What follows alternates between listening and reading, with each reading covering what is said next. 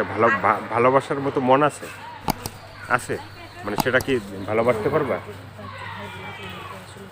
মানে সেটা কি ভালোবাসতে পারবা? পারবা। দর্শক আপনারা শুনলেন এই আপুটির মনে অনেক ভালোবাসা আছে, সে ভালোবাসতে পারবে। হ্যাঁ, আর দর্শক এই আপুটি এর আগে কখনো ভিডিও করে না, এই জন্য সে তার মানে কথাগুলো ঠিক মতো বলতে পারতেছে না। আপনারা মানে যারা ফোন দিবেন, মানে যারা ফোন দিবে দর্শক ভাইরা, তাদের সাথে কথাবার্তা বলতে পারবা? তো তো মানে মোটামুটি বয়স হয়ে গেছে, বিয়ে শাদির বয়স।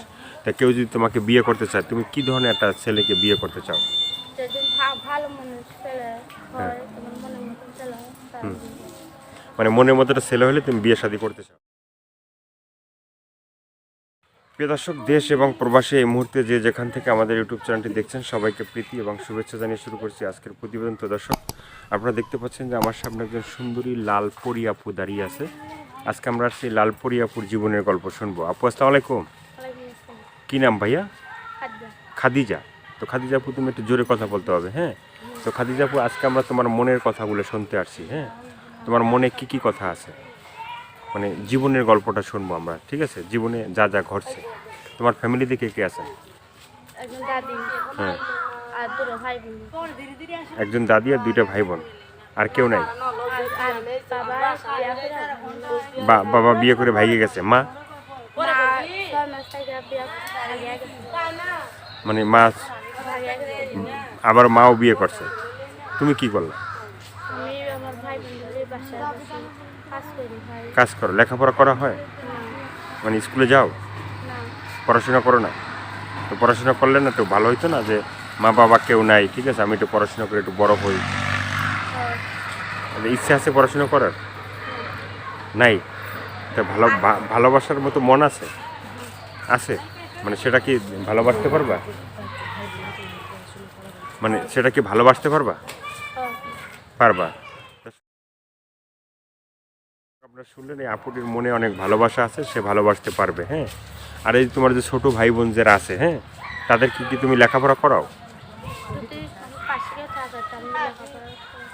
মানে তোমার পাশে থাকলে তুমি লেখাপড়া করার চেষ্টা করবা। এর আগে কখনো ভিডিওর সামনে আসছিলে? তোমার দেশের বাড়িটা কই? বিক্রমপুর।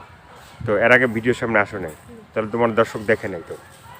আচ্ছা, তো এখন তোমাকে যারা মানে দেখবে এবং ভালোবাসবে, হ্যাঁ, তারা মন থেকে তোমাকে ভালোবাসবে বা তোমার মনের কথা জানতে পারবে।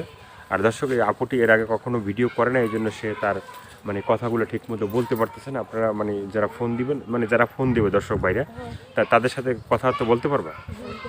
তো এই যে মানে মানে এই যে ক্যামেরার সামনে যে তুমি কথা বলতেছো, মানে ভয় পাও কেন? মানে যারা ফোন দেবে দর্শক ভাইরা, সেখানে কি ঠিক মতো কথা বলতে পারবা? তা তোমার ফোন নাম্বারটা তুমি বলতে পারবা? তাহলে আমরা কি ভিডিওর ভিতরে নাম্বারটা দিয়ে দেবো? তোমার তো কোনো সমস্যা নেই, মানে মনের মতো একটা ছেলে হলে তুমি বিয়ে শাদী করতে চাও। আর কিছু বলতে চাও? আর কিছু বলার আছে? আর কিছু বলার নাই? মানে ফ্যামিলিতে কি তোমাদের মানে সংসারটা মানে ঠিকঠাক মতো চালাবার মতো মানে লোকজন তো মানে তোমাদের পাশে থাকে, মানে তোমার যে দাদি বা আমার ভাই বোনের চালাবে।